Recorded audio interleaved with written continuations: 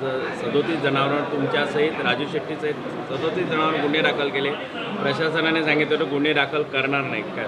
नाही, खरं तर प्रशासन ही वेगवेगळी भूमिका राबवत आहे. याआधी जेव्हा मोर्चा होता त्या मोर्चाला 5-6 हजार लोक होते आणि त्या मोर्चामध्ये सुद्धा जमावबंदीचा आदेश जुगारून आम्ही तो मोर्चा काढला होता. परंतु त्यावेळी पालकमंत्री त्या मोर्चाला आलेत म्हणून आमच्यावर गुन्हे नोंद झाले नाहीत की काय, हा खरा प्रश्न प्रशासनाला आमचा आहे. त्याचबरोबर काल आम्ही शांततेत आंदोलन केलं होतं आणि ते आंदोलन केल्यानंतर आम्ही रस्ता रोकोनंतर आम्ही चालत जाऊन आम्ही जिल्हाधिकारी आम्हाला वाटेत भेटल्या आणि जिल्हाधिकाऱ्यांना भेटण्यासाठी आमचं आंदोलन थांबवण्यासाठी पहिली आमची मागणी त्या व्यापाऱ्यांची काय होती, बागायतदारांची, की कोणावर गुन्हे नोंद होणार नाहीत. परंतु सरकारने एकीकडे आम्हाला मदत न करता आमच्यावर दडपशाही केली. हे कालच्या गुन्ह्यात नोंद आलेत. अशा गुन्ह्याला आम्ही तर भीक घालणार नाहीत, परंतु गरीब शेतकरी आहेत, बागायतदार आहेत, त्यांना मदत मिळेऐवजी त्यांच्यावर गुन्हे नोंद केलेत, ही शासनाची भूमिका चुकीची आहे.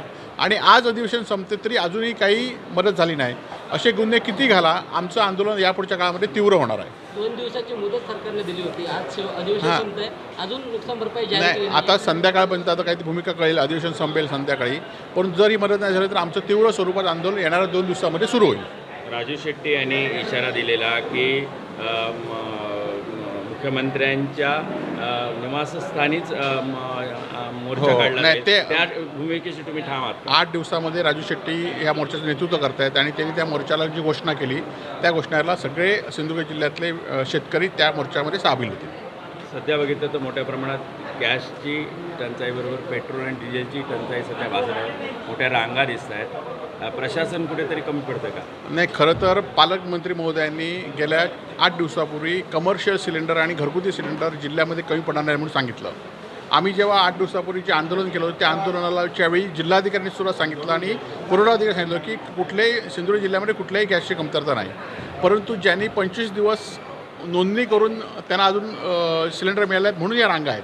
त्याचबरोबर कमर्शियल सिलेंडर नुसते मोठ्या हॉटेलवाल्यांचा विषय नाही, तर पानटपरी असतील, हॉस्टेलची मुलं असतील, छोटी पर्यटन जिल्हा असल्यामुळे छोट्या खानावळी असतील, या सगळ्यांवर आता संक्रांत आले आहेत आणि अनेक हॉटेल आता बंद झालेली आहेत. आता मंगळवारी आम्ही सगळ्या हॉटेल मालकांशी चर्चा करत आहोत की मंगळवारी आम्ही जिल्हाधिकारी कार्यालयात आंदोलन करण्याचं आमचं शिवसेनेचं धोरण आहे.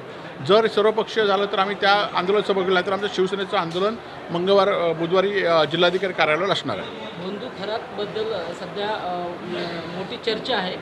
या संदर्भात आता बंधू खरातलाच संरक्षण देण्याची मागणी होते, कारण त्याच्याकडे अनेक नावं आहेत जी सत्ताधारी पक्षातली आहेत, त्याला संरक्षण देण्याची मागणी होते. नाही, खरं तर बंधू खरातांकडे अनेक राजकीय लोक होते. सत्ताधारी पक्षातलं हे प्रमाण जास्त होतं, कारण गुवाहाटीला जाऊन रेडा कापल्यानंतर पदं मिळतात ही भूमिका सगळ्याच सत्ताधाऱ्यांची झाली होती. म्हणून हे असे जे यगोरी प्रकार आहेत, बुवाबाजी ही सत्ताधाऱ्यांमध्ये वाढली होती. आणि कालच्या माझं पहिल्यापासून म्हणणं आहे की नगरपालिका, जिल्हा परिषद, महानगरपालिका ह्या निवडणुकीच्या आधीच 1 वर्ष आधीच त्यांच्यावर गुन्हा नोंद झाला होता शिर्डी पोलीस स्टेशनलामध्ये आणि ह्या सगळ्यांना वाचवण्यासाठी या ठिकाणी तो गुन्हा दाबलेला होता. आता बंधू खरातांकडे सगळ्यांची नावं आहेत, एक नावं बाहेर पडत आहेत, परंतु ही नावं अजून किती नावं बाहेर पडतील यासाठी खरोखरच बंधू खराताला संरक्षण दिलं पाहिजे, कारण त्याच्या जीविताला धोका होईल. तर ही नावं पुढची नावं वगळण्यासाठी सत्तेसाठी हे रेडा कापू शकतात तर माणसाला पण कापू शकतात. त्यामुळे ह्याच्यावर त्यांना संरक्षण मिळून योग्य नावं जी खरी आहेत ती बाहेर पडली पाहिजेत.